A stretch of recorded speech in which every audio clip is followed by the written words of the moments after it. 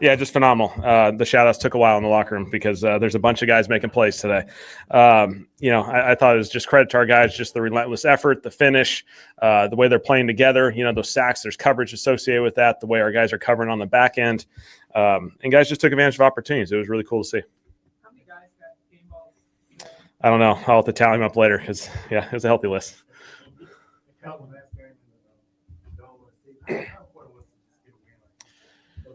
Yeah, it was a big part of our whole entire week starting on Wednesday. Last opportunity at the Dome for this year. Let's finish it off the right way. This has been an awesome place. We're building something really special. When we play in this Dome, special things can happen. And, I think we've allowed, the last couple wins to really get the crowd into it, which I think has helped and, build from there.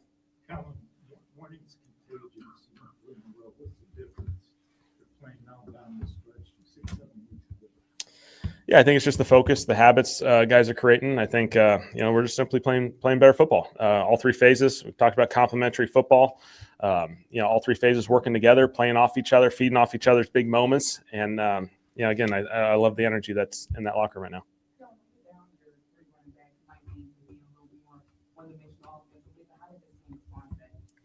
Yeah, I thought it was great. Taysom stepped up and contributed in a really positive way. I mean, that was just a really special game by Taysom. All the things that he was asked to do in this game was just it was incredible for him to become the first guy in NFL Super Bowl era. He's got 1,000 rushing, 1,000 receiving, 1,000 passing. First guy in the Super Bowl era to do that. I mean, it's a really special thing. It's he's just a special guy. And then the young guys hopped in there, and when their opportunities present themselves, I thought we're still able to get a few runs in there. It wasn't always pretty. It was dirty. And then the pass game, obviously, we were able to create some explosives as a result of that. Were you guys trying to get him that touchdown after the early The opportunities were certainly going his way towards the end of the game, yes. To have one like this, that's not close in the last couple of minutes, what did this one mean, do you think, for the team and for just the level of confidence in that locker? Yeah, I think it's just the confidence is growing. We're creating habits. We're creating meaningful December football. We want to play that, moving forward. And so we're starting those habits right now. Again, like we've said, winning is contagious. You want to create those winning habits. Starts every opportunity you have. And so it's really cool to see our guys doing this.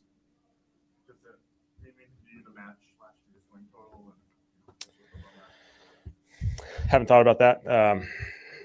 I think our guys, again, we're just playing some better football down the stretch. We just got to keep building on that. We still got a couple more opportunities, and we just got to keep growing. Yeah, just awesome. Relentless. 2 sacks, around the ball a ton, making plays a ton. It's just a really special day. Did you feel like you could have won the challenge, but you just really liked the fake punt instead, or how's that? We talked about it. We felt like the fake punt felt pretty clean. Felt confident about that. It was discussed. We kind of talked through it.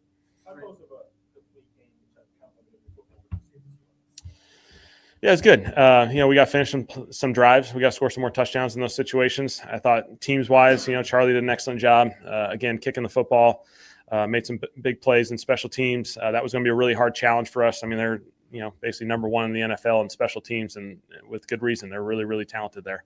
And our defense was just relentless, And so I love the way all 3 phases were working together, and just continue to compete for 4 quarters.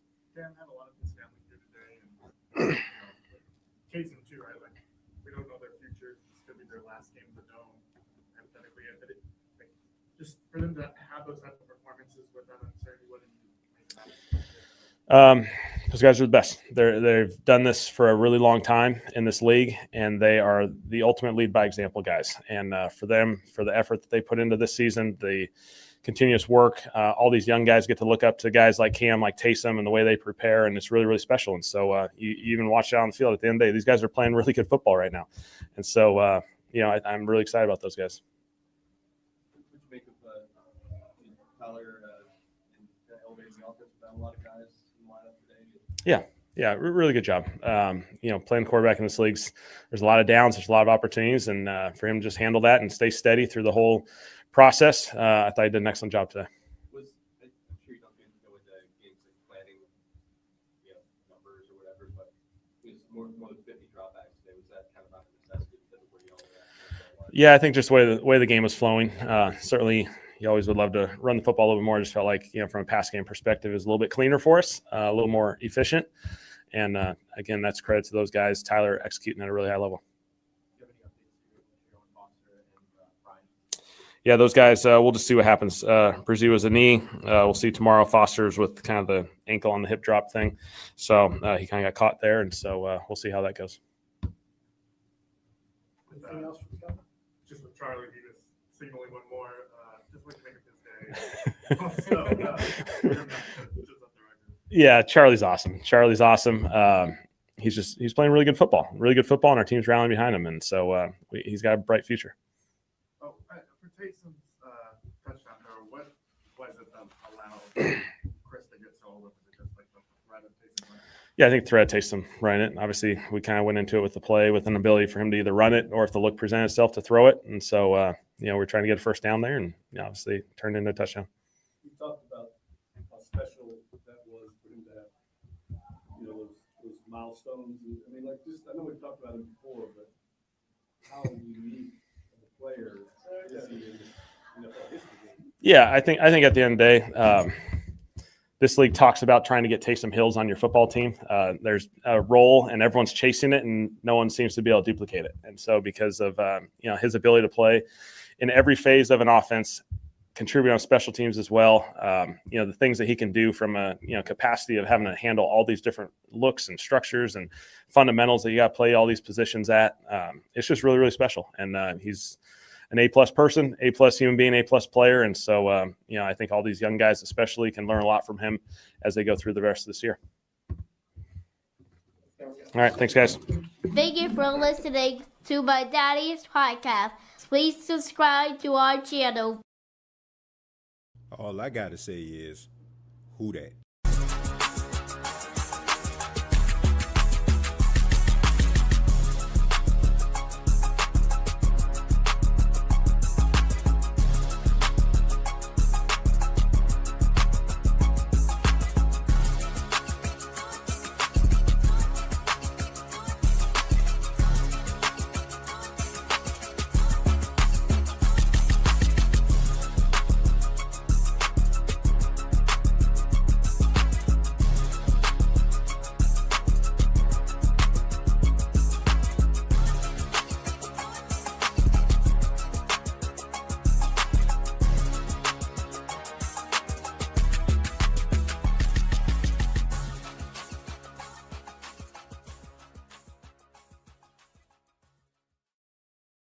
Hey, what's going on, Who Dat Nation? It is yours truly, TJ Jones. And yes, I am the host of the State of the Saints podcast. Thank you all so much for checking out the State of the Saints podcast, where we talk New Orleans Saints. And this is the post-game show here on the State of the Saints podcast. The Saints winning their third game in a row, knocking off the New York Jets by a score of 29-6. And moving their record to 5-10. But before I get started, I just want to wish you and yours a very happy holiday season. Hopefully everybody is full of joy and laughter. And I hope everybody's happy today. I mean, the New Orleans Saints getting a victory. And finally, it looked like they lifting the curse of the black helmet. I mean, I can't remember the last time they won a game in a black helmet. I mean, the Saints actually won a game in a black freaking helmet, man. So congratulations to the Saints exercising all type of demons. But look, this was a good game for the New Orleans Saints. No, the Jets aren't a good football team. I will admit that, but neither are the Saints. I mean, if we want to be honest, I mean, this, like the way that some Saints fans were looking at the Jets, that's how the Jets were looking at the Saints. But credit to the New Orleans Saints. They have been coming alive as of late. They've been playing some really good, solid football, and they're playing tough, man. And they're actually building something and a lot of momentum that they can bring over to next season. Now, you got about 2 more games left. This was the final home game of the season for the Saints. So 2 road games to finish off the year. You got the Tennessee Titans. You're going to Nashville, and then you're going to end the season going to Atlanta versus the Falcons. So the New Orleans Saints are trying to finish strong. And if they continue to play the way that they have and playing complimentary football, they can indeed finish the season strong. Shouts out to everybody in the chat right now as you start to file in.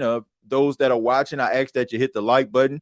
No matter what platform you're watching this on, please hit the like button. Please subscribe to the channel if you have not already to get up-to-date information pertaining to the New Orleans Saints here on the State of the Saints podcast. But let's go ahead and get into it, man.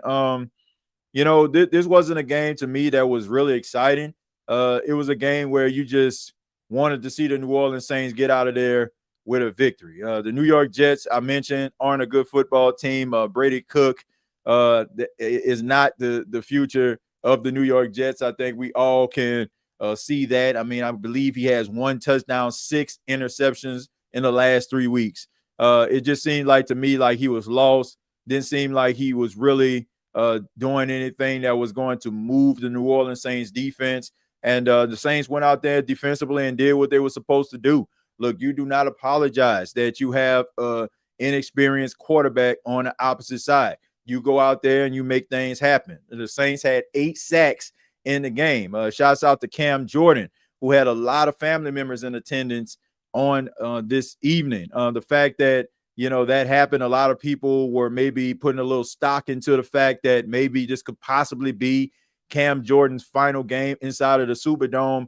But if it was, I mean, what a way to end it, right? I mean, he has moved to 17th all time in sacks, passing New Orleans Saint great Ricky Jackson. So this brings Cam Jordan's sack total to 130. I think that he is a first ballot Hall of Famer without a shadow of a doubt, regardless if the New Orleans Saints make the Super Bowl without him. He ever steps foot on a Super Bowl surface playing.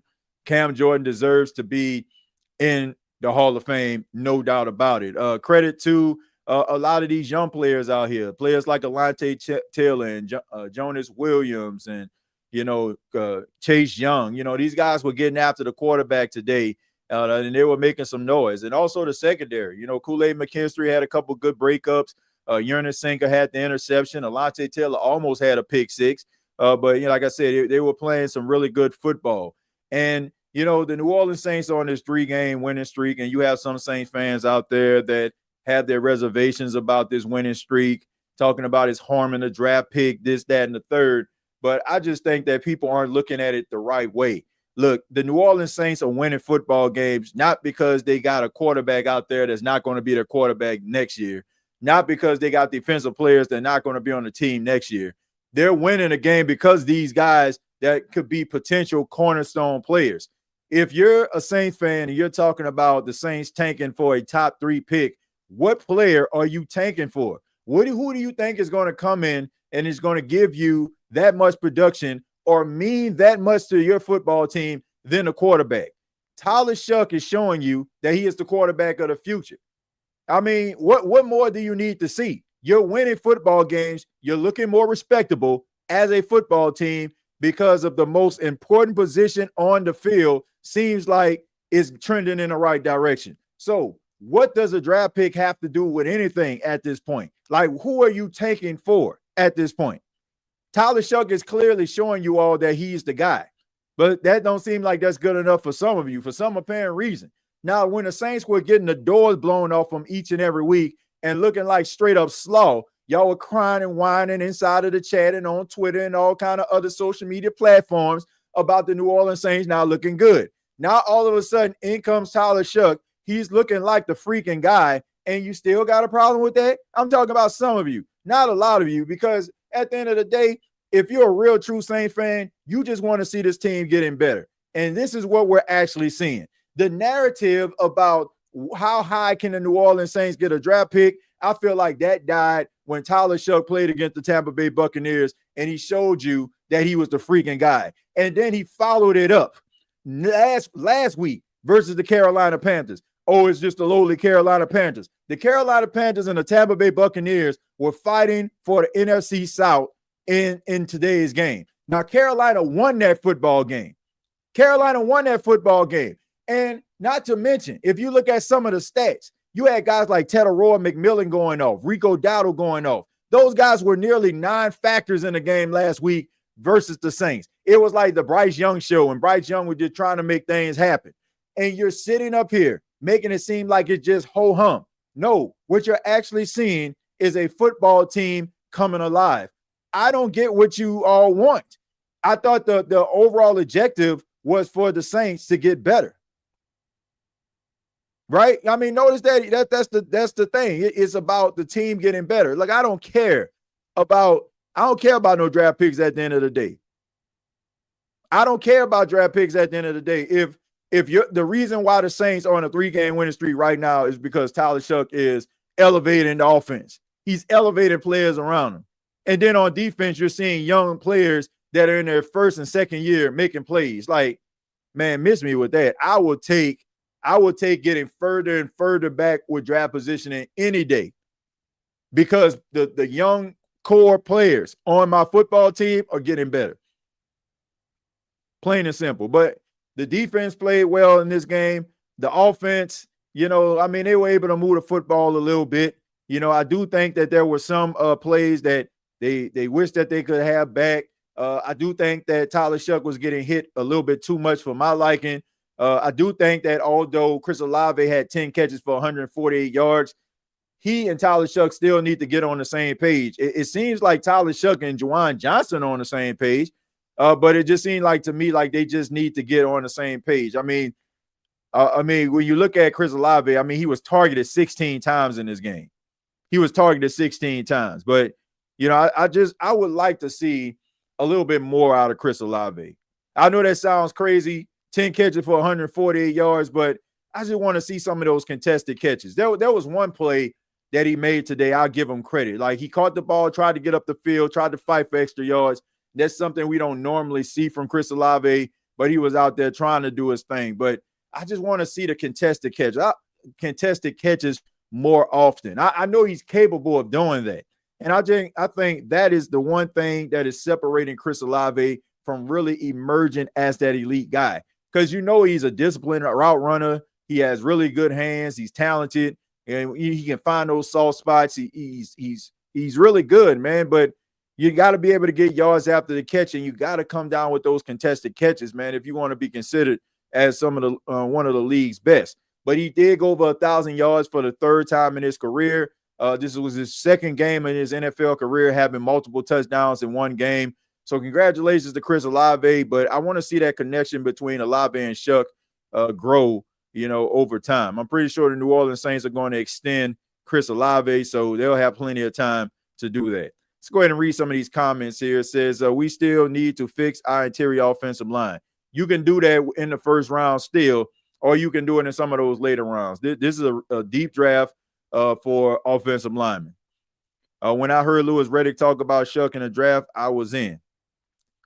Yeah, the people who want Mendoza are mad. Look, man, everybody want the new shiny toy. Everybody want to be the center of the universe. Oh, who are the Saints going to get with the number 1 pick? Look, I'm glad that the New Orleans Saints aren't picking first. I mean, that just shows you, like, despite the fact that the New Orleans Saints have not had the best season, they're not the worst team in football. They're not the worst team in football, and I can live with it.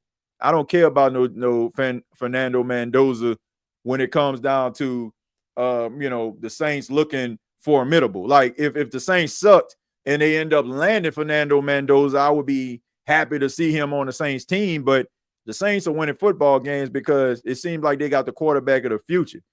Like, hope was lost, right? Everybody was concerned about the future. Everybody was concerned about the Saints.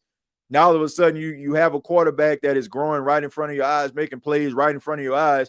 To me, probably step further and closer to being offensive rookie of the year in this game today. And yet we still sitting up here talking about draft positioning. Like, what are Saints fans thinking that they're going to draft that's going to be better or that's going to give you results, they're going to give you a chance to win a game more than a competent quarterback? Please tell me that.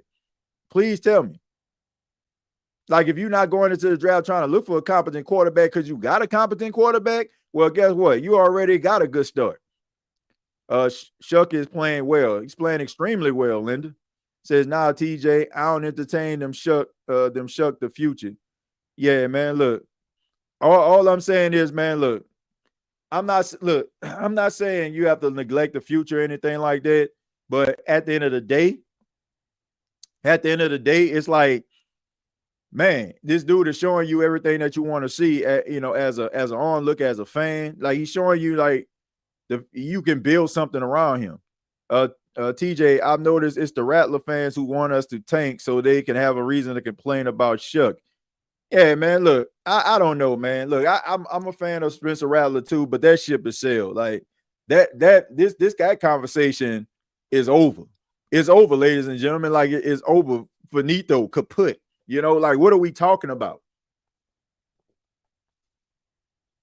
That's my question. What are we talking about? Like it, like I don't think that Spencer Rattler is terrible, but look, Tyler Shuck is clearly the quarterback of the future. So I mean, I don't look if you so hell bent on being right about Rattler that you're willing to allow or want your team to look like slaw just for you to feel right. I don't know what to tell you, man. You might need to I don't know. You need to maybe seek a little help or something like that, because there's nothing more that I love than to be wrong about a player. Like, I know that sounds crazy, but it's the truth. If I'm up here questioning a player's ability, his ability to be the starter, the ability to make plays, and I'm proven wrong, I don't have no problem with that. I don't take no pride in saying, okay, man, this guy leaves a lot to be desired. I want to be wrong, right? I mean, some people thought that Tyler Shuck wasn't the answer. People had a wait and see approach. And even the biggest, this is what I learned, even the biggest Tyler Shuck skeptics have become believers. Like, you can look at this dude and tell that the New Orleans Saints got something. Like he plays with so much poise. Like, he has everything that you want to see in a quarterback. If the Saints can fix this offensive line, this dude can be a dangerous quarterback. He can be extremely dangerous, man. I'm telling you. Like, this man is doing this. Like, think about this. Think about how trash. I got to call it for what it is. Think about how trash this offensive line has been over the last couple of years, with all due respect. I mean, it is what it is. It has not been good. And think about the quarterbacks that have been hurt, that haven't been able to make plays, that haven't been able to wheel and deal. This dude is out here with a below average offensive line, barely any running game to speak of, Chris Olave and a bunch of practice squad guys, and he's out there making plays and throwing for 300 yards. Can you imagine when the New Orleans Saints can get a Chris Olave, maybe Jalen Pope come in this thing, Trey Palmer, right? Getting yourself another rookie wide receiver out there, Devon Vele. Can you imagine what this offensive group can look like when he actually has some guys that can make contested catches, get yards after the catch? Maybe, you know what I'm saying, add another tight end that can be, a little bit of a bruiser and a red zone threat. Can you imagine what this offense can actually be if you actually can put together a competent offense? Like, people are like, oh, man, look, this man is doing a lot more with less than we have seen any quarterback that have been put and thrust in the same situation, and it's still not good enough for a lot of people. Like, Tyler Shuck is showing you in real time that he's worth the investment. So I don't know what else you want. All right, we have found our future quarterback. Get over it, dog. We all should be happy. We don't need a quarterback. Yeah, if your team is winning, that's just the entire overall objective. Like, you want the team to win. If they're winning because the quarterback is playing well, like, why are you upset? This new kicker has a hell of a leg, definitely an upgrade. Yeah, Charlie Smith definitely has played well, even though, the New Orleans Saints didn't cash it in with touchdowns, drive after drive in this game. It was good to see Charlie Smith actually get some work in. Look, I look past that 61-yard kick. He has the leg to make that kick, but I mean, look, that's a hard kick for anybody, right? That's a hard kick for anybody. But he was able to allow the Saints to help the Saints pull away in this game, and the defense, I'm pretty sure they were excited. The fact that the offense was able to move the ball, and they was able to sustain some drives. It wasn't to a point where they were just defense out there playing and then they're getting 3 and outs. The offense was actually moving the football, at a methodical pace, and it gave the defense an opportunity to step up. and maybe take a little bit of rest, but they're playing complementary football. I'm a Rattler fan, but he had his shot. Shuck has outplayed him. Quarterback is no longer on the shopping list. Nope. Like I say, I like Spencer Rattler. I think that Spencer Rattler probably gonna end up being the future backup quarterback of the Saints. But this is Tyler Shuck's team, man. Rattler is a backup now. Hayner could go elsewhere. This defense is lit. That's excited to me. Me more. Yeah, excited me more. Yeah, because I mean, you're doing this right now with a classic 4-3 defense, 4-3 defensive guys, right? Imagine what the Saints can actually be when they start to get those little edge rushers, those hybrid guys that can stand up as well as playing coverage. Like, imagine what this defense can actually be when you actually have some guys out there that can be flying around the field and really making some noise and getting sacks on a consistent basis. I'm a fan of both players and whoever can contribute to our success. Look, I like both players. I told you at the beginning, I root for both guys. It ain't no team this, team that. Like, it's the Saints team to me. So when Tyler Shuck became the quarterback, that's who I was supporting. When Spencer Rattler was out there, I was supporting him. So there you go. Unless a team gives us a great draft pick, we should keep Rattler too. He's a decent backup. Yeah, I think that you should. Unless, like somebody, like you said, somebody give you a good draft pick for him. Like, let's just say if somebody want to give you a 4th or 5th round pick for him, I would take that. I'm loving Tyler proving me wrong every week. I'm loving it. Quarterback can change the spirit of the team. You clearly see with Tyler, they have bought in on him. Ain't nothing like, looking at a quarterback go out there and you can actually believe in this guy. I think last week versus Carolina, well, I think it was the game versus Tampa that really made them realize, man, they probably got something. But I think the game versus Carolina, I think that's when they really realized, man, this dude can be something special. And now Tyler Shuck is man, he's getting national attention now. He's getting national attention for the way that he's playing the quarterback position. Truth, I'm on that wagon proof 3 games. Saints and Pels got great young talent. Tyler is better than Rattler. I don't think so before the season, though. Yeah, I mean, look, I think that even the biggest supporter of Rattler have to admit that Tyler Shuck makes this offense look better than Spencer Rattler did. And that like I said, that's not a knock on Spencer Rattler. It's not just because the offense looks better with Shuck doesn't mean that Spencer Rattler is just god awful. That just you can have a quarterback that possesses a certain skill set and it can probably just be steady Eddie, right?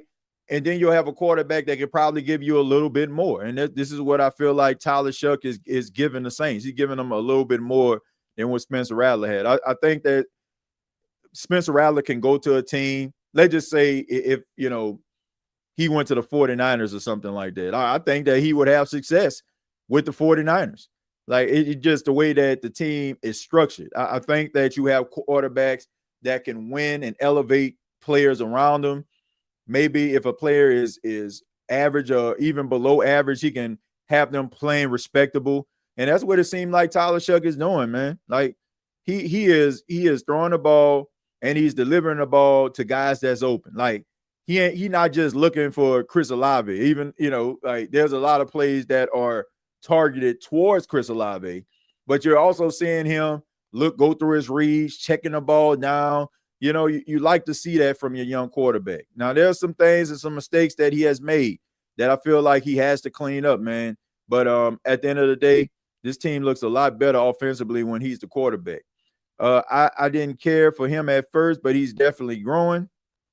I'm a Rattler supporter, but Tyler is that guy. He is winning games with the same scraps Rattler couldn't. Let's see. Why not start Rattler for the remainder of the season and let Tyler get ready for next season as quarterback? He's the franchise, right? Until someone named Joe Burrow comes in the building, yeah, keep it warm. Nah, man. Look, this man is the future of this franchise. The Saints are going into 2026 with Tyler Shuck in mind and building around the team. I I really don't get like why we even having a conversation like this guy isn't like worth building around. Like nobody had, like for the most part, nobody really had that much faith in Tyler Shuck going into the season. When he was elected the starting quarterback of the Saints, nobody like saw this coming. Like they probably thought like he'll probably play some solid football, but nobody saw this coming. I don't get why we're even having a conversation about getting somebody else. Like there's not a quarterback. I don't know if y'all saw this or not. There's not a quarterback that's coming out of this draft in 2026 that I would draft over Tyler Shuck. Like Fernando Mendoza, I've watched him play. I would not pick him over Tyler Shuck. Dante Moore, I would not pick him over Tyler Shuck. Not the way that he's playing right now. There's not a quarterback that I feel that the Saints could draft that will make the team look better than what Tyler Shuck has over these last couple of weeks. Like we want high profile. We want popping circumstance.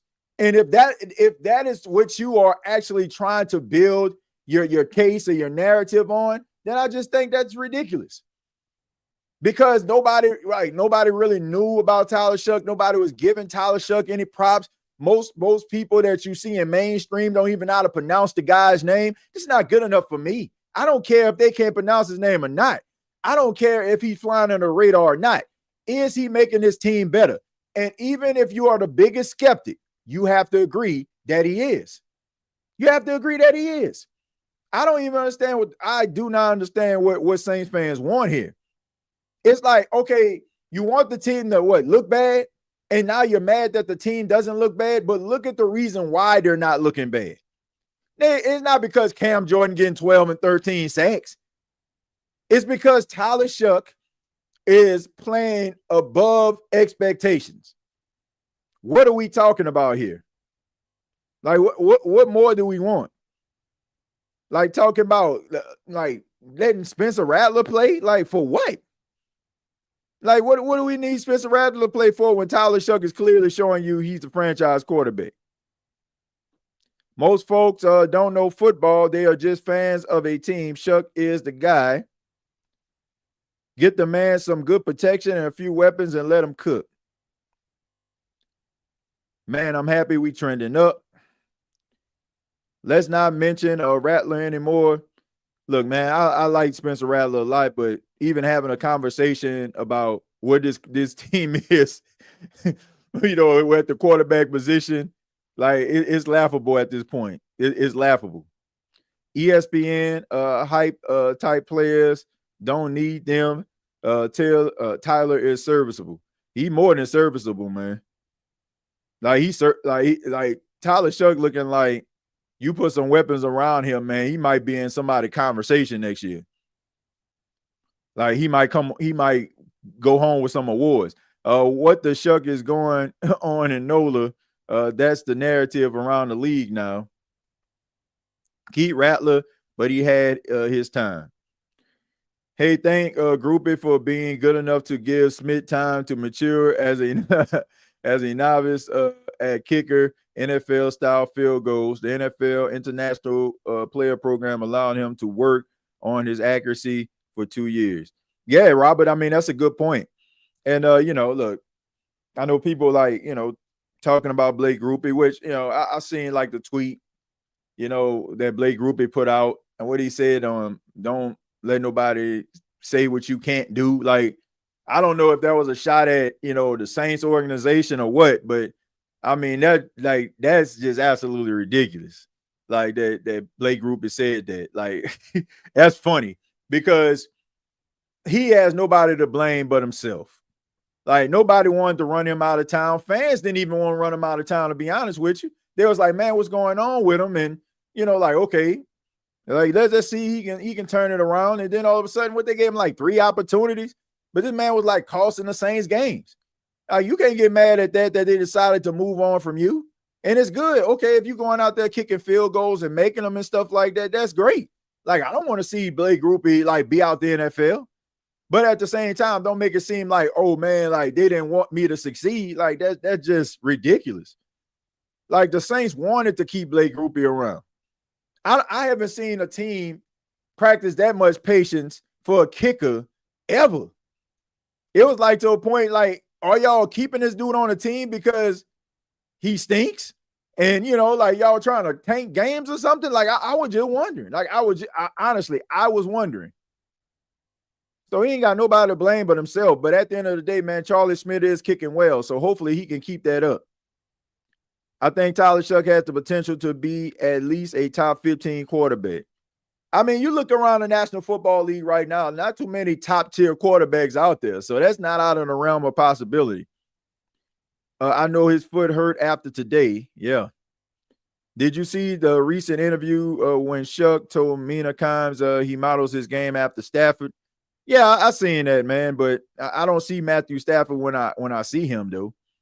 But yeah, I mean, that's good that, he looks at Matthew Stafford as a guy that he can look up to.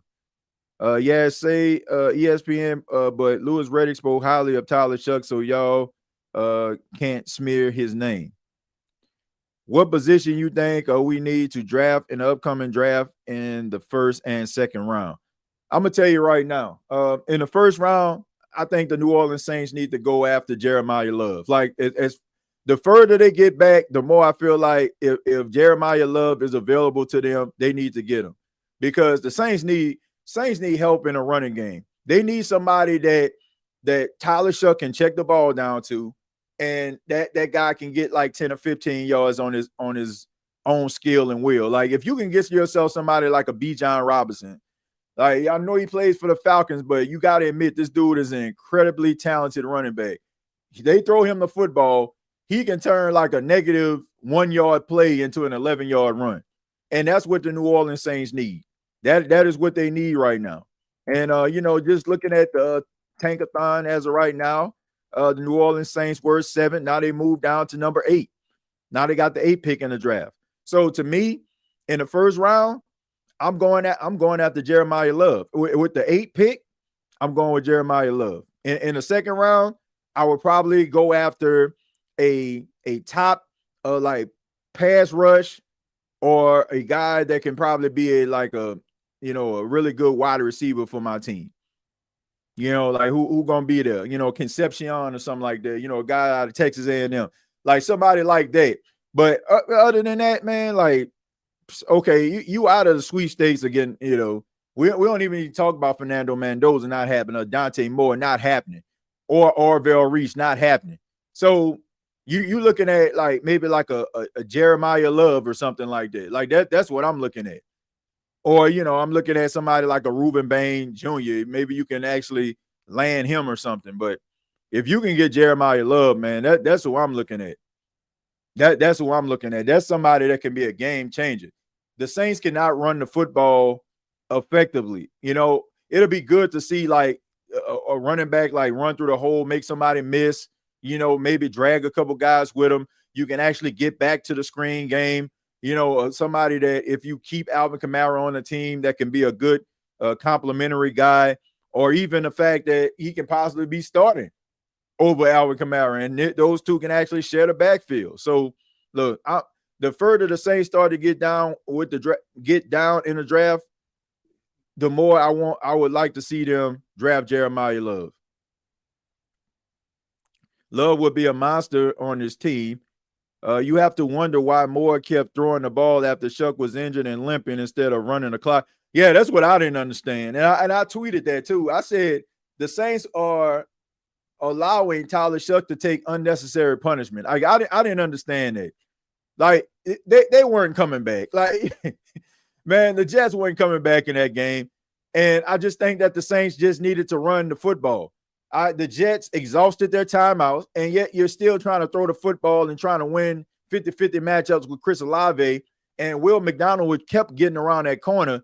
And even though he wasn't getting sacks, he kept hitting Tyler Shuck. So I just didn't understand that, man. I didn't understand why they kept on allowing Tyler Shuck to take unnecessary punishment.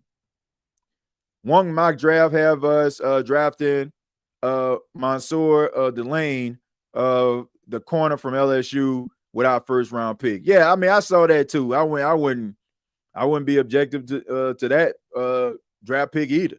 I think Mansour is a talented guy. Of course, you know, he transferred from Virginia Tech to LSU and probably the top cornerback in the draft. Depends on who you talk to.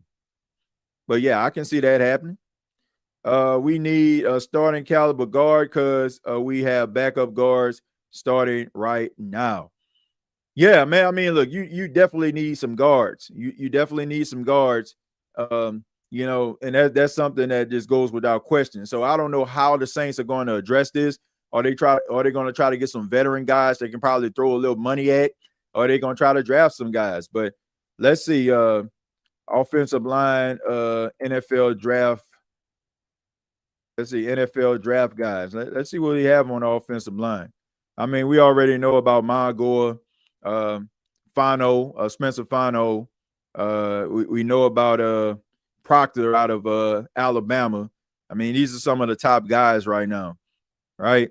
Yeah, man. As far as I'm concerned, you can probably still get a guy like in a first or the second round. Like even if the Saints don't draft a offensive lineman in the first round, you can get a really good, talented guy in the second or the third round, man.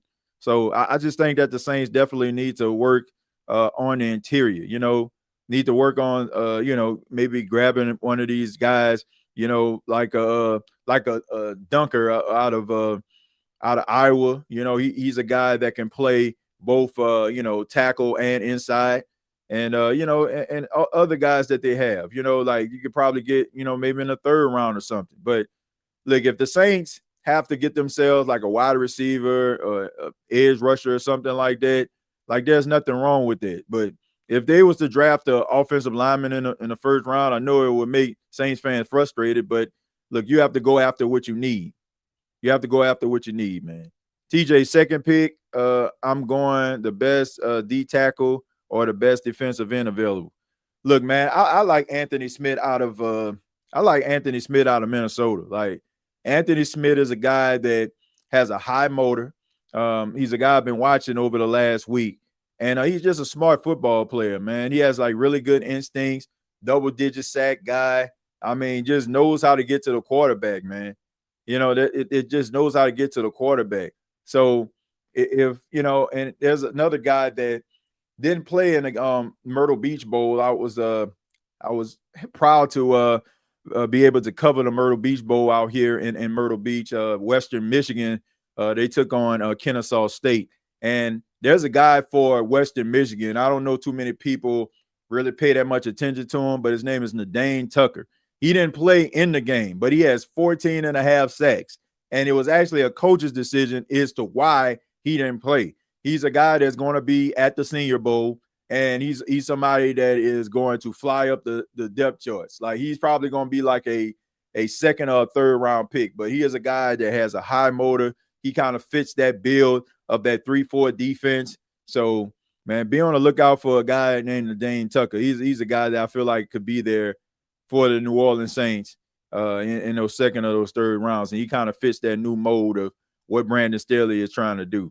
The offensive tackle from Ohio State will be there in the second round. Yeah, I mean, look, there's going to be – I'm telling you, this is a deep draft. This is a deep draft for offensive linemen, a very, very deep draft.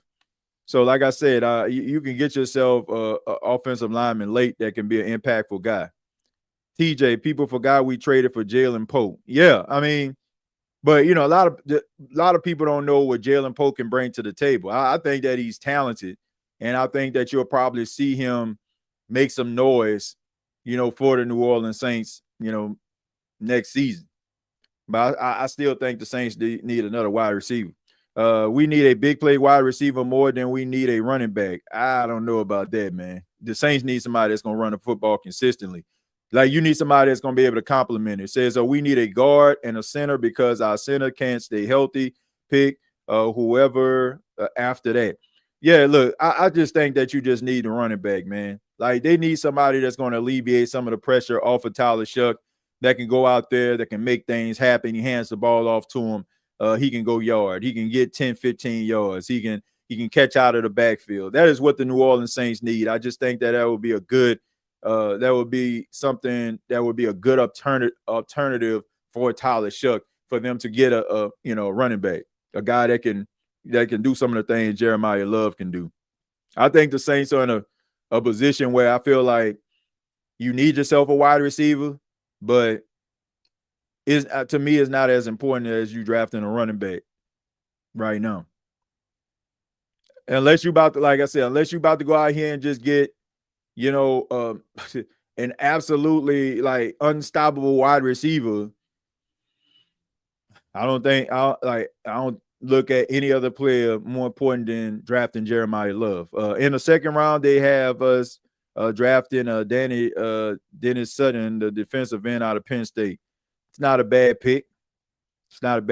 But I just think that the New Orleans Saints need to go after a player that's going to be an impactful guy. Rather it be a cornerback, rather it be an offensive lineman. It has to be something where, that guy's going to be an immediate starter. I agree. Devin Neal is solid, but he doesn't feel like a pure running back one. Could be interesting to see him split reps next season. Yeah, I mean, he's a change of pace back. He's not an every down back, but he definitely is a guy that you can like line up back there and be a complimentary guy. Like he can be Zach Charbonnet, right? To Kenneth Walker, right? He can be that guy. But I just think the Saints need somebody that can be a difference maker at the running back position. I like Olave, but he's soft when it comes to contested catches. Yeah, that's the thing that I feel like that separates Chris Olave from really reaching that upper echelon of wide receivers. That's what I feel like, that stops him from reaching that full potential. But let's go ahead and take a look at. Let me go ahead and pull up these stats here. Pull up the stats for the game. Like I said, it was a game, man. It wasn't the most exciting game in the world. Started to like get a little bit better towards the end as the Saints started to kind of separate themselves from the Jets. But Tyler Shuck was 32 of 49, 308 yards, 1 touchdown. He was sacked 3 times, quarterback rating of 89. You got Taysom Hill threw the ball 1 time. That was that 38-yard touchdown he threw to Chris Olave late in the game. Taysom Hill also had 12 carries for 42 yards. Estime had 5 carries for 19 yards. Mason Tipton, 1 carry for 12 yards. And Tyler Shuck, 2 carries for 8 yards. Evan Hall had 5 carries for 3. The wide receiver group, or the receivers, you had Chris Olave, 18 catches for 148 yards, targeted 16 times. Juwan Johnson, 8 catches, targeted 9 times for 89 yards. Taysom Hill, 4 catches for 36 yards. He was targeted 6 times. Mason Tipton, 4 catches for 29 yards, targeted 5 times. Kevin Austin, 2 catches for 18 yards. He was targeted 3 times. Estimate 3 catches for 17 yards on 4 targets. You have Foster Monroe and Jack Stoll. They had 1 catch. Monroe had 5. Stoll had 4. Foster Monroe looked like he left the game. I don't know if that was a hip tackle or not. Hope that he's okay. But that was a good performance by the pass catchers. I think that Juwan Johnson and Chris Olave did a really good job in the game.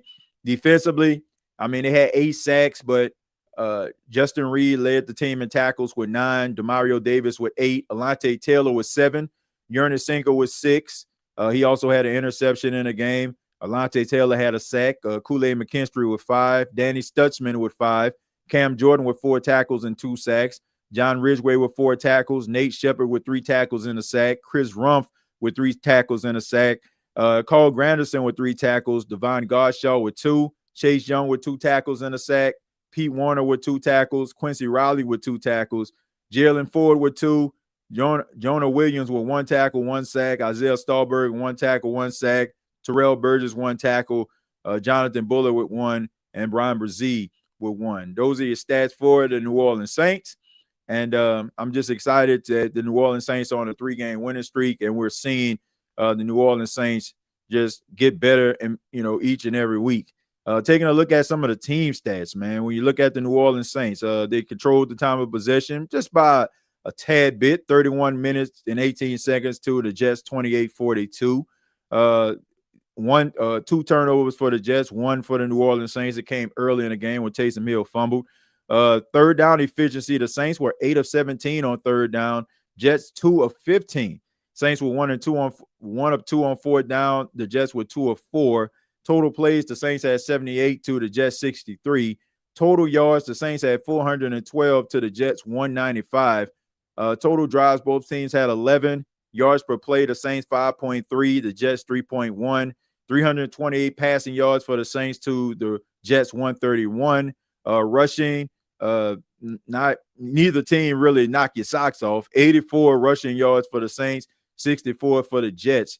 So penalties in the game, the Saints had 3 penalties for 30 yards, not bad. And the Jets had 7 penalties for 54 yards.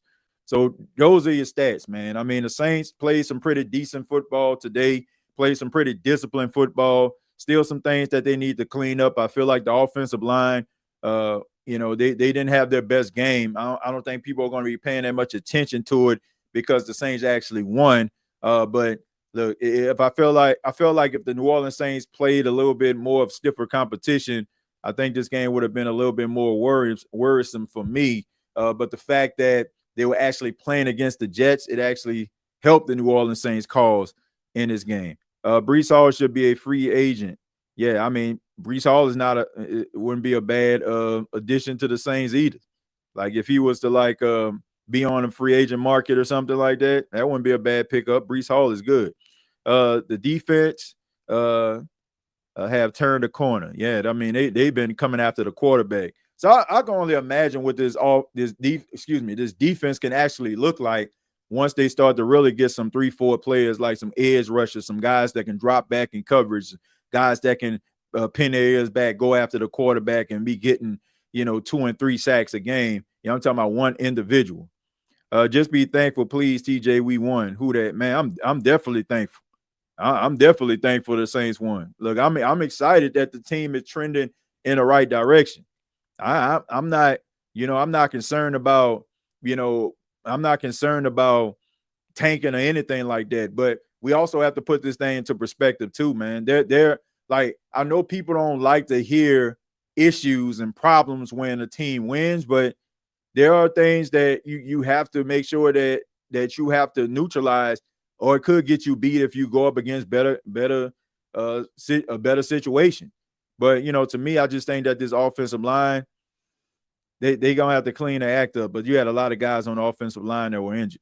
TJ, anything on the Titans to look for next week? They're a scrappy team. Like they're not going to just sit up here and lay down for the New Orleans Saints. They're just not going to do that.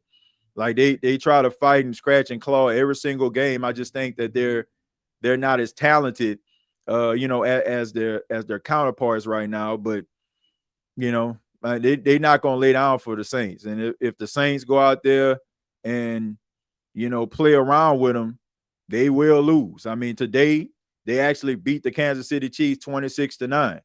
So Cam Ward had 228 yards. He was 21 of 28. So Tony Pollard had 21 carries for 102 yards. You had Tajay Spears 13 carries for 52. So if you go out there and be playing around with the Tennessee Titans, man, trust and believe there's a possibility you can end up getting beat. So I hope the New Orleans Saints go out there and understand, man, just because that team only has 3 wins, they're not going to play like it. They missing a 3-4 nose tackle too. I agree. Man, I'm happy we win it, TJ. We got our franchise quarterback. Yeah, I think everybody just excited about that. Titans kicked ass against the Chiefs without Mahomes. Shuck might be the next Drew. I don't know if he's the next Drew Brees or not, but if he can go out there and continue to play well, I think a lot of people are going to be excited about that. But I want to say thank you all for checking out the State of the Saints podcast. Really do appreciate it. I want to say once again, I want to wish you and yours a very Merry Christmas. If this is the last video that you check out before the Christmas holiday, if you're traveling, going out of town, visiting family and friends, be careful out there on the road. Thank you all so much for making the State of the Saints podcast so great to do. Despite the Saints record this season, despite the hardships, you all make this show exciting to do, and I look forward to doing it each and every week.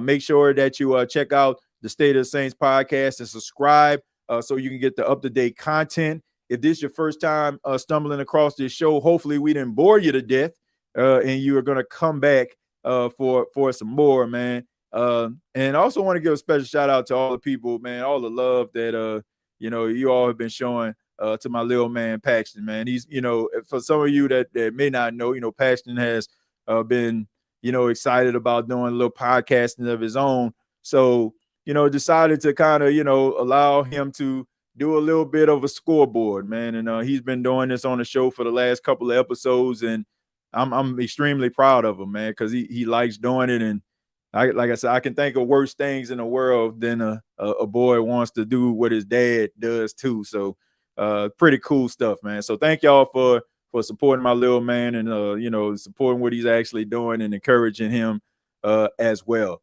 We got previous episodes available here on YouTube. You can follow me on X at TJAY Jones 8, and also the NFC South Roundtable every Tuesday at 8 p.m.